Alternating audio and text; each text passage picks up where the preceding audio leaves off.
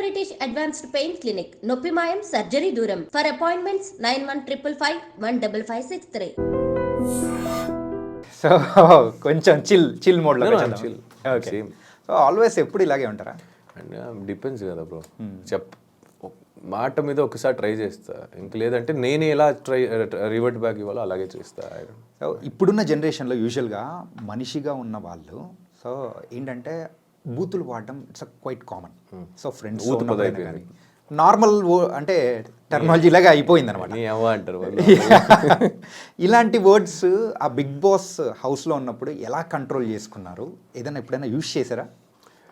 అంటే బయటకు వచ్చిన తర్వాత నేనేదో నీ అవ్వ అనేది హైలైట్ చేశారు. బట్ దానికన్నా ముందు చాలా మంది చేసినప్పుడు నవ్వారు.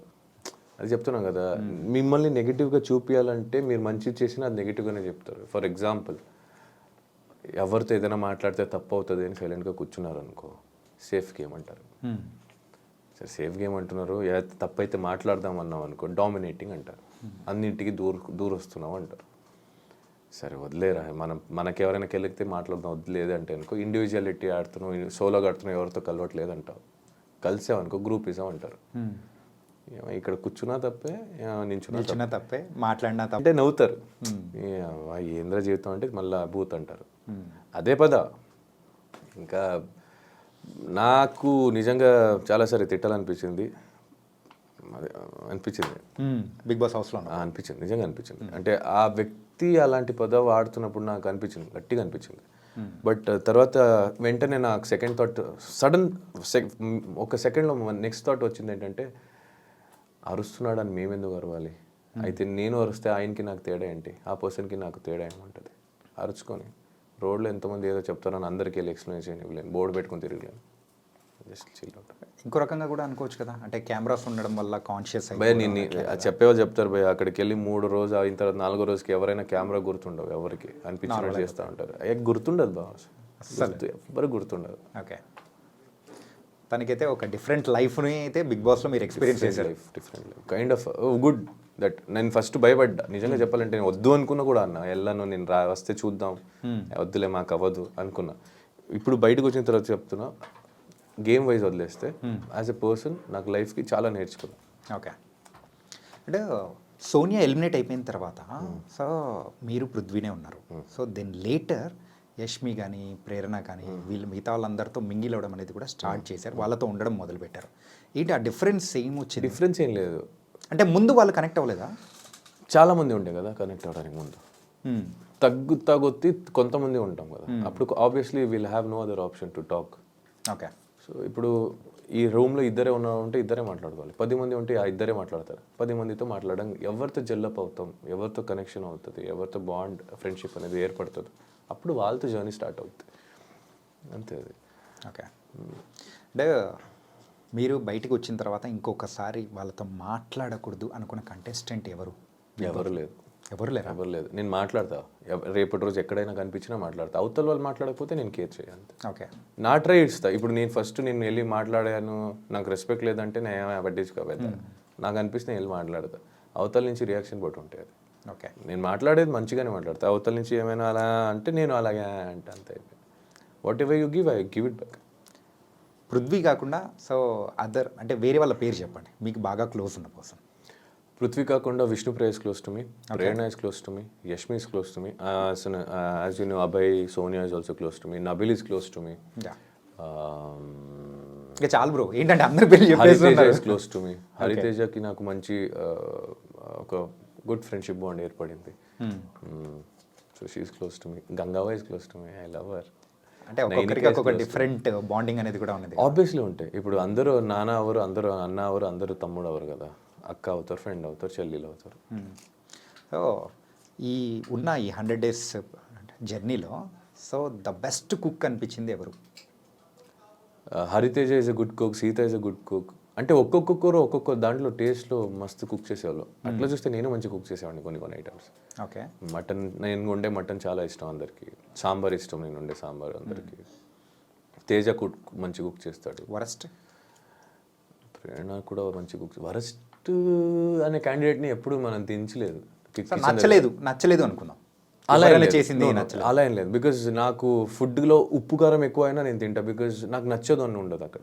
నాకు food is important in that place to everyone. దాన్ని ఎలా రెడీ చేయొచ్చో దాని మీద ఉంటాం. There is no worse cook. It happens. Worse cook అని ఏమీ లేదు. మా ఇంట్లోనే మా అమ్మ తెలియకుండా ఉప్పు ఎక్కువ వేసేస్తుంది. ఉప్పు వేయదు ఒక్కొక్కసారి.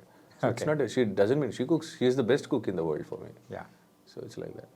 అండ్ బిగ్ బాస్ వెళ్ళే ముందు కూడా మీరు చాలా వరకు వినే ఉంటారు. ఏంటంటే బిగ్ బాస్కి వెళ్ళొచ్చిన వాళ్ళకి తర్వాత అవకాశాలు కానీ సో వాళ్ళ లాంగ్ టర్మ్ కెరియర్ని సెట్ చేసుకోవడంలో సంథింగ్ దే విల్ ఫిక్కల్ అవుతూ ఉంటారు.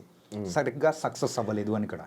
అంటే మేబీ అది కూడా అయి ఉండొచ్చు, లేదా వాళ్ళకి ఏది ఇష్టమో అదే చేయాలనుకున్న ఉండొచ్చు కదా. అంటే మనం బిగ్ బాస్ నుంచి బయటికి వచ్చిన తర్వాత ఎక్కడ కనపడట్లేదు, యా, చాలా ప్రాజెక్ట్స్ తీయట్లేదు, చాలా వరకు ప్రాజెక్ట్స్ లేదు అనేవాళ్ళు ఉండొచ్చు అని మీరు అంటున్నారు. నేను ఎలా చూస్తానంటే వర్క్ సింపుల్గా ఉండాలేమో అనిపించిందేమో. మరి నెక్స్ట్ మీ మూవీ ఎలా ఉండబోతుంది? విన్నర్ అయ్యారు.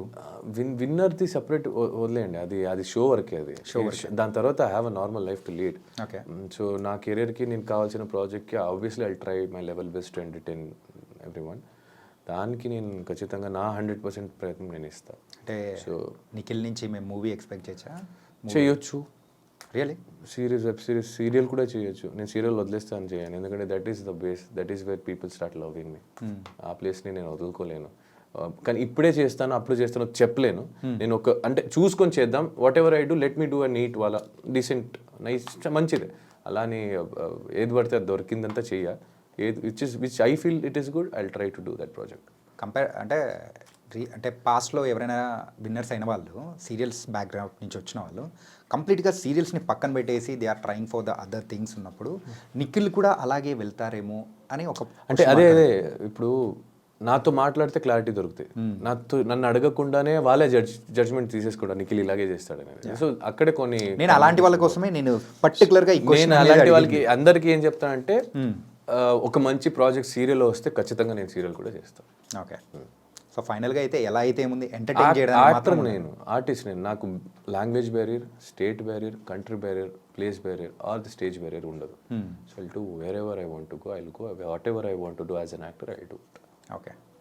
అండ్ బిగ్ బాస్లో ఉన్న రోజుల్లో సో మీకు బాగా ఇష్టమైన రోజు ఏంటి? Family week. Family week and బస్తా ఆడిన గేమ్.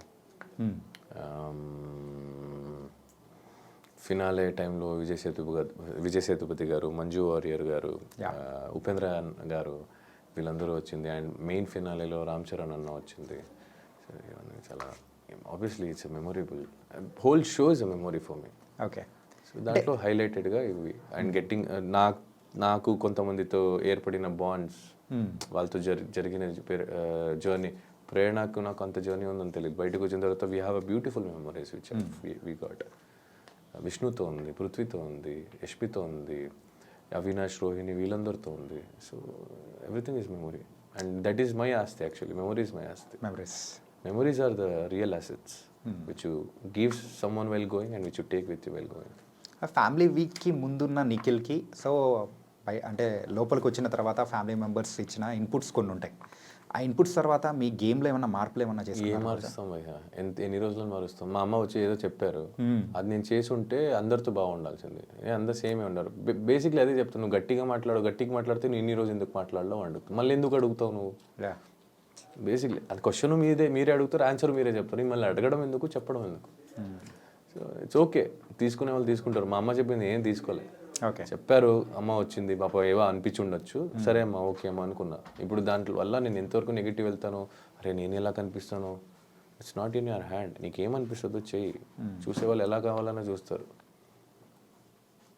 సింపుల్గా చూసేవాళ్ళు ఎలా చూస్తారంటే నిఖిల్ ఒకరితో వెళ్తుంటే ఫ్రెండ్తో వెళ్తున్నారని కూడా కొంతమంది అనుకుంటారు, ఫ్యామిలీ వాళ్ళతో వెళ్తున్నారని, కొంతమంది చెల్లితో నడుచుకెళ్తున్నాడు, కొంతమంది గర్ల్ ఫ్రెండ్ వేసుకొని వెళ్తున్నాడు అనుకుంటారు.